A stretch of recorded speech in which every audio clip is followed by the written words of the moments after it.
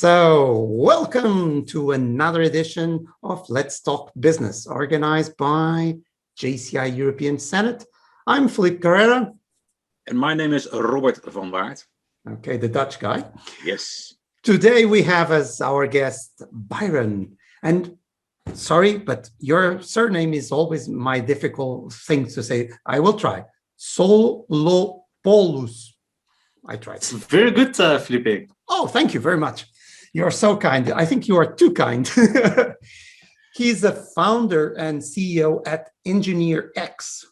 He's building a community of top mechanical, material, electrical, and aerospace engineers to work on the most challenging and suitable projects for large industrial organizations. Byron is also passionate about electrical vehicles, that I have heard always. As co-founder and president of Tesla Owners Club Belgium and EV Belgium, he contributes to the acceleration of a world transition to sustainable energy, and we need that. He joined JCI back in 2005, so like Robert and I, he's also a kind of old guy as us. 41. In his spare time, he enjoys the fantastic food creations of the world's best chef restaurants. So, Byron, welcome, and tell us about a little bit about your electrical passion, why you are so electrical. Thank you, Felipe and Robert, for this opportunity and the invitation. So where did it start? I think it started with an article on Engadget, where I read that a guy who wasn't known very much in 2011, his name was Elon Musk. Oh yeah, that guy. I have heard some stuff about him. Some people know him now, but at that time nobody knew. He's from Lower South Africa, I think. Exactly, South Africans. He understands Dutch, by the way. So he was coming out with the second Tesla, which was a Tesla Model S. And you could order this car online. So I thought, you know what? Ordering a car online is going to be 100% electric. This is going to be the future. It's like ordering a pizza online, just a bit more expensive. So I said, you know what? I'm going to do that. So I ordered the Tesla online. And in 2012, I just happened to be in San Francisco, not far from Fremont, California, where Tesla has the factory. So I said, you know what? I ordered this car, but it has not been delivered yet. Let's take a taxi and let's take a picture of the outside of that factory, because that's where the car is going to be made. So some people don't understand why you're going to take. It's a kind of maternity for cars, basically. Exactly. I mean, people don't understand why you're going to take a picture of a factory where a car is going to be made. But for me, it was like the birth of the car is going to be there. So a lot of coincidences happened that day. I arrived at the factory. There are 3 small red tents in front of the factory, and there is a sign saying event. I didn't know there was an event, but I said, you know what? I put my my JCI casket on, and I dare to go bold. So I walk to these tents and I say, hey, my name is Byron. I just flew 14 hours from Belgium, and I'm here for the event.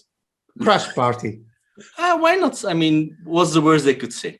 So they look up my name on the list and they say, I'm sorry, but your name is not on the list. And I say, that's unacceptable. I need to talk to a manager right now. I mean, I've just been flying 14 hours. Now, Tesla was a small company at the time. So I think it was the vice president of marketing or communication. At that time, the stock would be like $1 or $2. Actually, it was $34. I know exactly because I bought it the next day. If you buy it at that point, you would be really, really, really rich now. I'm a happy person.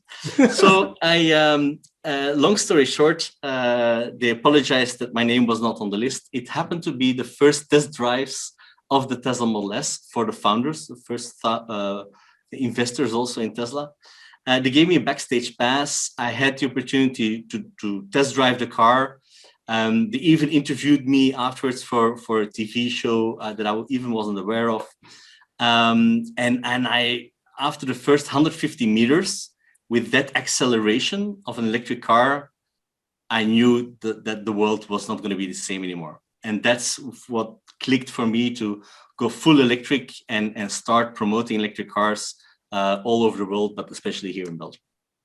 So that's a thing that you cannot do with maternities. You don't go there and you're invited and do a test drive of a kid. Well, I say, oh, let's see how it works like this. No, so you did well. You did well. So Robert, what are your questions about electricity? Do you know what electricity is? I know, and I know what a passion for cars is as well. I have had the same opportunity going to the Saab. You know Saab, or in Dutch we say Saab. Saab, yeah. The Swiss brand with the Swiss or Swedish. It's Swedish, yeah, it's Swedish. So it deceased in 2011 when you were in the factory in Tesla. It was the last cars came off the track in Sweden. So I understand that feeling. And but what I find very interesting is there are many new brands or new innovations. It's a bit of luck on one hand to be there. I think, like you said, like coincidence. But how did it that moment change the way you saw things from and especially from a business point of view? Because now you're doing all kinds of things with that, right? I mean, you have to remember 2011, it's not that long ago, but it's a long time ago, right? Yeah, so 2011, I mean, if I would be talking about electric cars, people would say, golf carts, and they're ugly and they're boxes, and you cannot drive more than 40 kilometers with an electric car. And so what I think was the largest game changer is that they started with the Tesla Roadster, and they actually showed that electric car can be cool, can be fast, and actually can drive 300 kilometers. Nowadays, Teslas have a range between 500 and 600 kilometers, which is a lot if you know that the average mileage that people do on a daily basis is only 50 to 60 kilometers a day. But yeah, I mean, that was the game changer. It's a fun car. It had the comfort that I was used to of the German brands that I was driving, but it was completely electric. And what I really loved about electric cars is the silence. When you drive an electric car, there is no noise whatsoever. So you really are relaxed in the car. It's a kind of land glider. So I was in a glider and I had that feeling. And I also was in an electric car. So basically you are like... it's a very good comparison. The only thing you hear is the wind, like in the gliders. And that's the same thing in the electric cars. You just hear the wind. You don't have the micro vibrations of engines that are going off. It's just a electric engine, the size of a big watermelon. That's it. And that's what powers the car. So you talk about it like it is a passion. It should be a passion, I think, as well. When you are the founder or the chairperson of the Tesla Club in Belgium, is it also a part of your business model, EV, or? Well, I because of JCI, I got introduced to a management association where I also became a president. I grew that association. And I saw the potential in the electric cars. I mean, at the time, Teslas were about 100,000 euros. So there was an expensive car. So this was a car that would be bought by CEOs, company owners, entrepreneurs. And I thought, you know what, let me create a small club of electric drivers. And let's meet up for a dinner or some drinks, and let's drive or talk about driving to the south of France and how we're going to charge and what we can do with these electric cars. So what started as an idea of bringing a small group of people, of 100 people together, grew really fast. I mean, after 1 month, we had 30 members. After 3 months, we had over 100 members. Then we started getting sponsors who were financing the events. We actually got in contact with Tesla themselves, who also started supporting us in the events that we were organizing, because we were organizing a lot of test drives. And then a year later, we were at 600 members, which was quite a large organization for just doing this as a hobby. And now today, 2021, we are 7,850 members. Wow. We are the largest Tesla club in the world after Norway. And yeah, it's still a hobby, but it's a full-time hobby. Yes. Yeah. You know, there is. I'm going to ask you a question, but I understand that is a very difficult one, because I give you a little bit of context. There was back in the 1910, there was some forecasts about how cars would be in the 60s, so 50 years from that. And there was one that was very funny. That was that cars wouldn't go beyond 90 kilometers per hour, not because there was no technology for that, but because the human eye would be would have a difficulty in processing all the information over 90 kilometers per hour. So people would crash at 100 kilometers per hour because they wouldn't be able to process that information. So yeah, you know, actually, I mean, just to pick on that, Felipe, it's not so crazy actually, because still there are a lot of car accidents, and we're very happy that cars like Tesla and all new cars coming out have a lot of autopilot functions and driver assistant functions. But a lot of accidents happen, and this is in 98% of the time. 98% of the time, this is because of human error. This is because you look away for a few seconds, and unfortunately, usually it's because people are watching their smartphones way too much while driving, which is really dangerous. They're looking away for a few seconds, they look up, and suddenly there is a truck in front of them, or a kid just crossed the street, and accidents happen.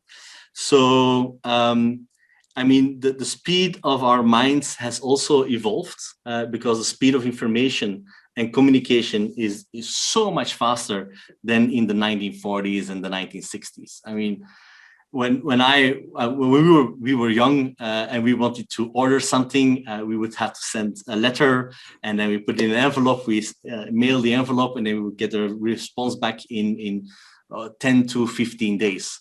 Then we got the fax, and we put the letter on the fax, and the fax would arrive, and then within 48 hours we'd get a response of whatever we ordered.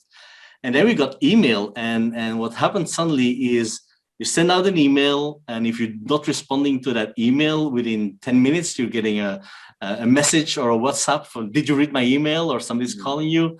So the speed of our minds has really moved up. But yeah, I can imagine that people were afraid that above 90 kilometers an hour, people would not be able to respond, and which actually is kind of the case. That's why we need all these driver assistant tools. So what do you think, because you are in the business of creating the future also, so it's very important to get your input. So let's imagine that we jump to 2071, so the same 50 years. How you see, is Tesla flying, but not from a rocket, like with the dummy astronaut? Okay, so a few things are going to happen. First of all, flying cars are not the future. I mean, if you look at science fiction, we all dream of this, but if you want to fly, it's going to be interstellar. So flying cars, that's not going to happen, because it just doesn't make sense. All right. What we are going to do is we're going to live in a world that's going to be more 3D. Today, we are working in offices which are 3D, which are skyscrapers and tall buildings. So you have a lot of people in the 3D world that during the peak hours, morning, lunch, and evening, they come to a 2D world where everybody is driving around on the same 2D axis. Yeah. And I think we're going to go to 3D under the ground. That means that we're going to be a lot of tunnels, and we're going to be transporting ourselves through different layers of tunnels. You can go really deep with tunnels, so we'll not have any traffic. That's part one. Second part, future is going to be electric on mobility. That's for sure. It's not going to be hydrogen, and I can get into that. Yeah. That is a follow-up question. I want I'll get into the hydrogen later. So it's going to be electric. It's going to be autonomous. You will not have cars that you will actually have a driving steer anymore. It's going to be a vehicle where you're going to use your app. It's going to appear wherever you are asking it or where your mobile phone is. You're going to get into that vehicle and it's going to drive you to wherever you have to be. If during that route, there are other people that need to get to that same location, the vehicle will stop and will load and unload some passengers, just the way Uber works today, but then without a driver. So it will be like a kind of pod. Basically, it's going to be a pod. It's also going to be connected. So the traffic lights are going to disappear because all the cars are going to be connected with each other. So we can cross crossings at high speed without crashing into each other because we are communicating different pods or vehicles with each other on location, direction, and intention. Byron, sorry to interrupt. You know, that reminds me when there was a JCI conference in New Delhi, and I was there with a friend from Portugal, and we decided to say to the tuk-tuk driver, we give you 100 rupees more for emotion. So he would enter the roundabouts and you just got the same image. But this time there is no 100 rupees to give to anybody. So good. Continue, please. Well, I don't know about the 100 rupees because yes, I mean, I've worked for about a year also in Mumbai. And so you know what I'm saying. Oh, I know what I mean. In a 4-lane road, you have 6 vehicles next to each other, inches from each other, centimeters from each other, but not touching each other because they are sensory acute of what's in their surroundings. And about 100 rupees, I do believe that you're going to have different levels or tiers of service. Like you have a different Netflix, you've got Netflix HD, then you've got Ultra HD, and etc. So if this service is going to cost you, I don't know, it's probably going to cost you about 50 euros a month to get driven everywhere and be dropped off everywhere. But if you pay 100, then the vehicle will not drive 120 kilometers an hour, but will drive 200 kilometers an hour. So you will get faster to your destination. So it's like internet speed. Yeah, I mean, why not? I mean, I can imagine that people are going to be willing to pay for premium services. And speed is going to be one of the premium services. You're maybe going to pay, instead of 50 euros, you're going to pay 120 euros because you don't want to go or share that vehicle with other people who are going the same direction. And so you pay a premium and then you have the car or the vehicle privately to you. Hey, Byron, when I hear you saying these things, one thing, it sounds a little bit like Star Trek. On the other thing, or Star Trek in the eye. But you He's from aerospace, so Star Trek is but on the other hand, normal. what we're already seeing is that, for instance, Elon Musk with SpaceX, I believe, has more satellites in the air than all satellites combined, and they are creating some kind of interstellar Wi-Fi, or not interstellar, but stellar Wi-Fi for areas where we do not live, or not a lot of congestion of people. But what kind of, so when we look at people, when we look at talents and competences, what kind of talents and competences are really necessary for the upcoming years for the new leaders, also within JCI, but for new leaders in business world or in our communities, to be able to work on that, but also understand that? And what is your vision on that? Knowledge workers, those are the ones who are still going to have jobs. Everything that is repetitive and simple will be replaced by robots, because it just doesn't make sense to have people doing that. That means that people are going to be working on interesting things, very interesting things. Like and accounting. Sorry? Like accounting. Yeah, I mean, even no, that actually can be. Let's say accounting. I mean, accounting can be 100% replaced by AI. Yeah. I mean, I was joking because they are knowledge workers for now, but they will be replaced. No, the knowledge worker is not the accountant who is just taking deduction. Is the one who avoids that you don't pay too much taxes or you only pay what you need to pay. That's difficult to put a robot doing. So I think knowledge workers, yes, this is going to be very important, but also people who can add the human touch to whatever we're doing. I mean, AI can probably also design a car that looks interesting, but I think we still need artistic people to design something. So there is a human touch to a design. So for artists and designers, there is a very nice future. Everything in software, huge future. Taxi drivers, unfortunately, I know they're fighting against Uber and stuff, but I don't know how many people you know that still put hoofs on horses. There's not so many people doing this. And if you would have asked them in 1910, 1913, when the first cars started coming to market, the horse people said, no, it's never going to go away. People are going to stay on horses. It's a hobby now. It's not a transportation. Yeah, so craftsmanship is really going to change, and more like how to create all this AI and computerized machines and those kind of things with humans. So how to create engagement, really the human factors. That's okay. It's going to be interesting times because don't forget, we're going to go through a transition. What our students are learning today at school, those skills, I'm very sorry, but I think they will only be able to use about 10% of those skills.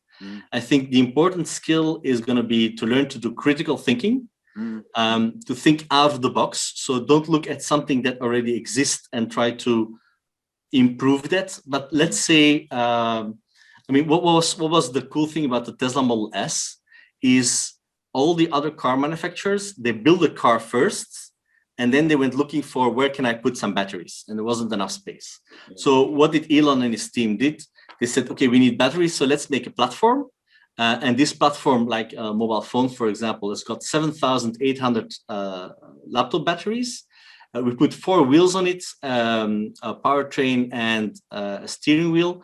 And this skateboard, as they call it, this can drive. And then we only have to put on top just the cabin where people can sit in, or maybe it's not a cabin, maybe it's transportation, maybe it's to put in luggage or whatever, as soon as you got that skateboard. So starting from a blanco piece of paper, and people who have those skills, very valuable. Yeah. It's something that is very important to think about these skills, and because I think there is and I'm a professor in several universities, there is a big focus in formal education. You need to put content in your head instead of, and I love that part of the critical thinking, because I think if you don't have it nowadays, you will not survive as a professional. You will be always second-rated professional because you will be the one that does a kind of knowledge screw. So I do always the same thing, and the others that have the critical thinking and that have this out-of-the-box mindset are like the wizards. They come and say, do like this, and suddenly, wow, genius. But it's not a question of genius, it's a question of challenging yourself all the time. And I want to challenge you, because you said the hydrogen, that you are not into that. And for me, it's and I will tell you from where I come from. I don't have a hydrogen. I have a diesel car. I'm sorry. Scandalous. But from what I heard, hydrogen, let's say for the customer experience, you go to the pump and you put hydrogen in the same time that you put gasoline. In terms of autonomy, it's more or less the same as diesel. I understand where you're getting at. And also in terms of the transportation, there is the possibility of creating hydrogen in the gas stations directly. So there is no electricity being transported or gasoline or whatever. Why you say? So I'm very curious. Okay, you're still thinking as a diesel driver. That's the reason. Okay, but I'll explain what I mean. Yeah. I'm sorry, I'm a dinosaur. Your car is using dinosaur blood. Fuel is for me. You see, I'm a dinosaur. So here's what's interesting, right? We know a very sustainable way to create electricity today, right? I mean, you have solar, there is biogas, there is wind energy. There's a lot of ways to create electricity in a very simple way. Step one is, so if you have 100% electricity and you put this electricity in a battery and you convert this electricity into movement, 88% of that electricity will be converted into movement. So your loss is only 22%. Mm-hmm. Yeah, is only did I say that correct? 12%. 12%, right? So 88% is actually movement. You only lose 12%. If you have hydrogen, and you have 100% hydrogen, or you have 100% energy, you have to convert it into hydrogen, and the hydrogen you have to convert back into electricity because that's what makes the car move. You only have 22% movement. So from 100%, you only have 22% left. So if I can choose to have 88%, that's actually going to move the car forward, or only 12%, it just doesn't make sense to use hydrogen. That's one. Second is I've not been to a gas station since 2013, since I drive electric. Because I park my car in front of the house, I connect my car to the electricity net, and in the morning, my car is full. It actually, if I drive to the south of France, it only takes me 22 minutes to charge it for 80%. And this 22 minutes is exactly the time I need to go to the toilet, wash my hands, drink the Coca-Cola, and continue. So in reality, you have that. You have the stop. I did measure that because I wanted to know if that. You are an engineer. So, but interesting is that you don't lose time at the pump because you don't go to the pump. The car is always full. Even if I wouldn't charge the car at home, if I would just drive to a customer site, many customer sites today, they have charging stations. I just plug in during my conversation, or when I'm going to a restaurant, I plug in while I'm on the restaurant, and the car is always full. And reality is, I mean, I have about 500 kilometers range. So I only charge about once a week. I don't even charge every day anymore. It's also very healthy, Byron. You don't buy Twix and Mars bars anymore at the gas station, because that's the thing I always did, or do, or no, sorry, I don't do it anymore. sorry, wrong connection. No, but it's true. I mean, when I drive to the south of France, I do stop, and that's usually because I need to go to the toilet. I break, yeah. But it's also healthy to take a break while you're driving. So it's about every 3.5 hours.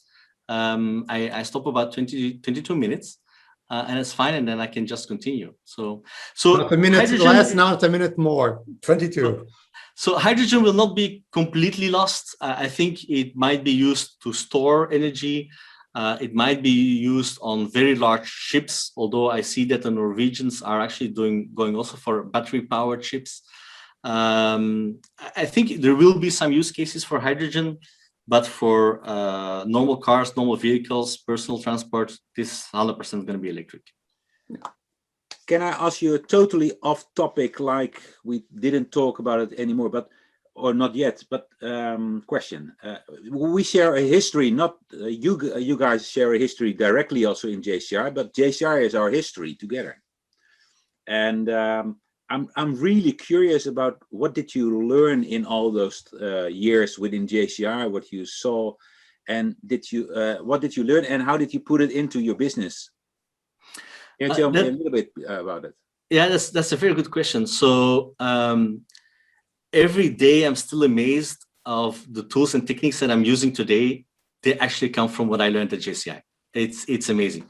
If I just look at the level of networking, I have never worked so much as networked so much as I did within JCI, and JCI teaches you to become a master. Also internationally, I mean, I had the opportunity to give trainings in St. Petersburg in Russia, to Beirut in Lebanon, the European Academy in Sweden. this international aspect of all these different cultures. And let's go back to the start of JCI, why JCI was started.